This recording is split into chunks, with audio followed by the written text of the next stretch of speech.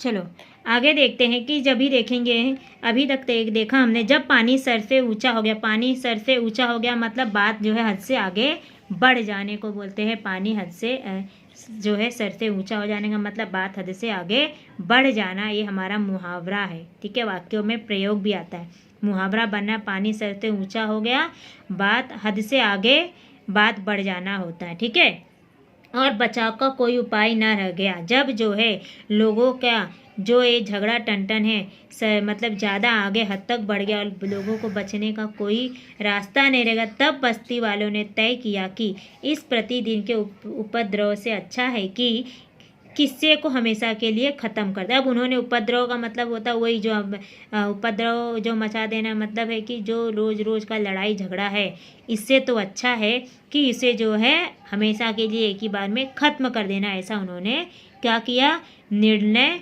लिया। ठीक है,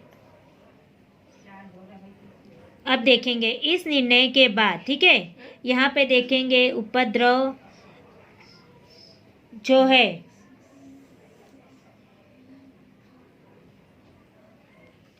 इस निर्णय के बाद वे दो गुटों में बट गए। दो गुटों में मतलब उन्होंने दोनों ने अपने आप को दो विभाजित कर लिया, क्योंकि उन्हें जो है रोज रोज का जो लड़ाई झगड़ा था उसे जो ख़त्म करने का उन्होंने निर्णय ले लिया था, और उन्होंने दो गुटों में विभाजित हो गए। सारे युवक हाथों में बल्लम और तलवारें लिए मैदान में एक दूसरे के सम्मुख मतलब एक दूसरे के सामने आमने सामने आकर खड़े हो गए। ठीक है, उनकी आंखों में क्रोध और नफरत की चिंगारियाँ निकल रही थी, और क्रोध और उनकी मुट्ठियाँ बल्लम और तलवारों की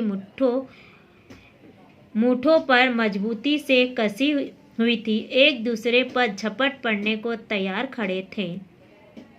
अभी देखेंगे कि उन्होंने क्या निर्णय लिया। रोज रोज के इस लड़ाई झगड़े को, उपद्रव जो रोज रोज इन लोग लड़ते झगड़ते थे, उसे ख़त्म करने के लिए उन्होंने क्या किया कि उन्होंने कहा कि इस किस्सा मतलब जो कहानी रोज रोज का, ये जो रोज रोज का ड्रामा, मतलब किस्सा मतलब ड्रामा भी होता है कि रोज रोज करते हैं जो उसे ख़त्म कर देंगे। और उन्होंने क्या किया, दो गुटों में अपने आप को विभाजित कर लिया, और जो है सारे युवक जो है, जो युवक का मतलब होता है जो नौजवान लोग थे, उन लोग अपने हाथों में बल्लम और तलवार लेकर एक दूसरे के सामने, सम्मुख मतलब है सामने, एक दूसरे के सामने खड़े हो गए, और उनकी आंखों में क्रोध, ठीक है, क्रोध का जो देखेंगे, क्रोध मतलब गुस्सा है ना, इसका समानार्थी शब्द गुस्सा होता है, और इसका क्रोध का मतलब होता है, इसका विरुद्धार्थी शब्द प्यार होगा। नफरत यहाँ पे दिया है, मोहब्बत होगा इसका विरुद्धार्थी शब्द। ठीक है, चिंगारी होता है, चिंगारी यहाँ पे बहुवचन शब्द आया है। आँख होता आँखों, ये बहुवचन शब्द आया है। ठीक है, अब जो है उनकी आंखों से चिंगारियाँ, क्रोध और नफरत की चिंगारियाँ निकल रही थी। उन्होंने, मुट्ठी होता है, मुठिया यहाँ पे बहुवचन शब्द है।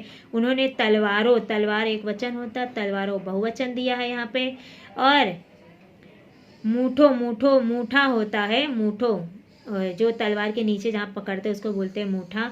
उनको उन्होंने मजबूती से पकड़ा हुआ था, और मजबूती का जो अगर हम देखेंगे विरुद्धार्थी शब्द कमजोर होता है। ठीक है, मजबूत होता है, यहाँ पे ई प्रत्यय लगे के मजबूती बन गया है, मजबूत होता है, ई प्रत्यय लेके मजबूती बन गया, यहाँ पे प्रत्यय भी आया है, और इसका विरुद्धार्थी शब्द क्या होगा, कमजोर। ठीक है, तो उन्होंने देखा कि किस प्रकार से एक दूसरे को जो है कसी हुई थी।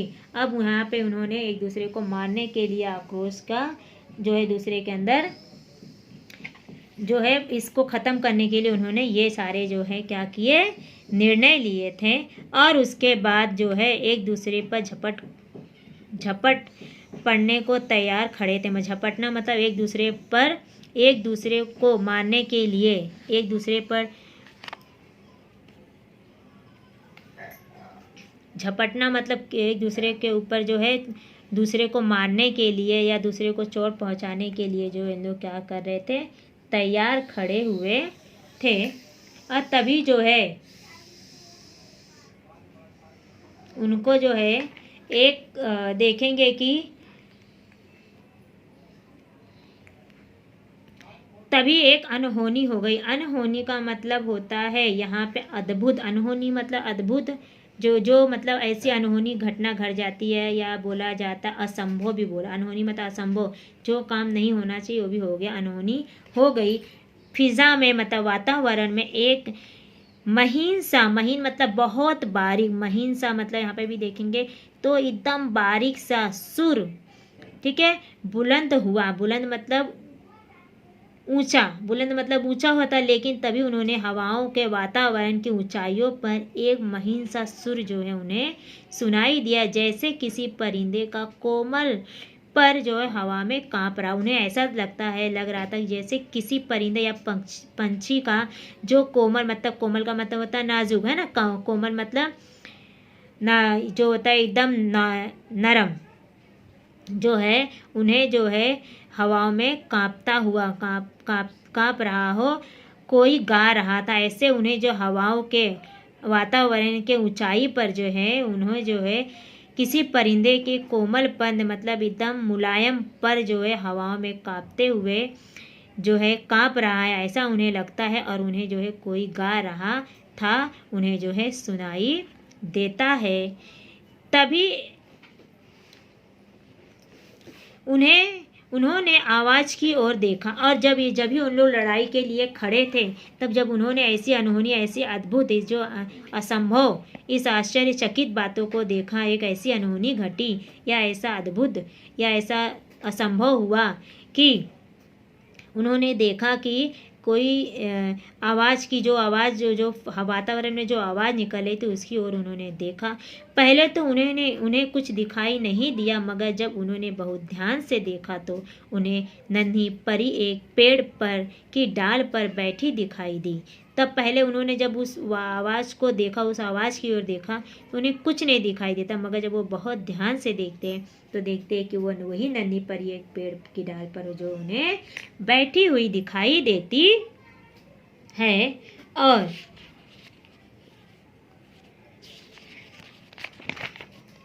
दिखाई देती है उसके बाल बिखरे हुए हैं और गाल, उन्हें क्या दिखाई देता है कि परी जो है और आंसू से भीगे हुए हैं। उन्हें दिखाई देता है कि वही नन्ही परी जो पहले उस गांव में रहती थी, जिसके कारण चारों तरफ सुख और शांति फैली हुई थी, वही नन्ही परी दिखाई देती है। उसके बाल बिखरे हुए रहते हैं, उसके गाल आंसुओं से भीगे हुए रहते हैं, पर चुने हुए कपड़े फटे हुए थे, जैसे वह घनी कांटेदार झाड़ियों के बीच से गुजर कर आ रही है। उसके पांव नंगे और तलवे जख्मी थे। वह पेड़ से उतरकर मैदानों के बीच में जाकर खड़ी हो गई। उसने दोनों हाथ फिजा में बुलंद कर रखे थे, जैसे उन्हें एक दूसरे पर हमला करने से रोकना चाहती हो। अब देखेंगे कि यहाँ पे उन्होंने परी को देखा, ठीक है, यहाँ पे परी जो है यहाँ पे दिखाई दे रहा है कि जब वो आवाज़ जो उनको हवा में सुनाई देती है वो किसकी थी, परी थी। और उसने उस समय देखेंगे परी की स्थिति, ठीक है। अभी हम लोग अगर यहाँ पे देखेंगे कि परी की स्थिति कैसी थी, ठीक है, तब उन्हें दिखाई देता है कि परी की शारीरिक अवस्था।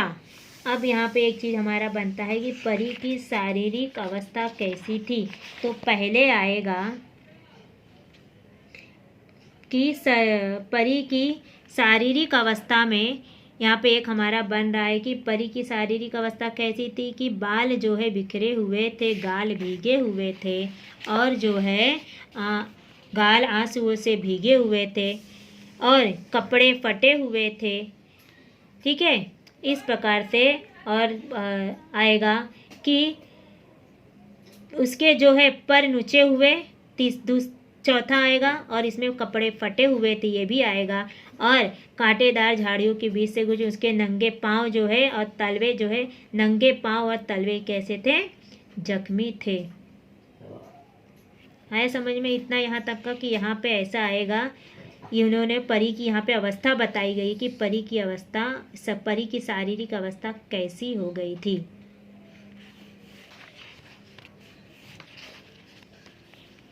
ठीक है, और फिर उसके बाद देखते हैं कि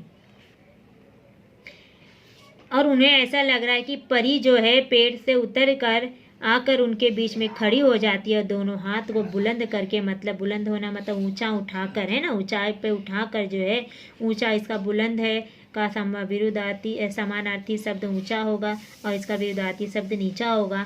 और उन्हें लग रहा है कि जैसे परी एक दूसरे को पर हमला करना, मतलब एक दूसरे को ऊपर जो है मारने से रोक रही है, ऐसा उन्हें यहाँ पे रोकना चाहती हो, ऐसा उन्हें जो है गाँव वालों को लगता है। तलवारों की मुट्ठों और बल्मों पर कसी हुई मुट्ठियाँ जो है तनिक ढीली हुई, मतलब जब उन्हें ऐसे लगता है कि जो क्या होता है मैदान के, अभी यहाँ पे हम देखेंगे एक चीज़ और बनता है हमारा संचार कि मैदान के बीच परी के आकर खड़े हो जाने का परिणाम, है ना।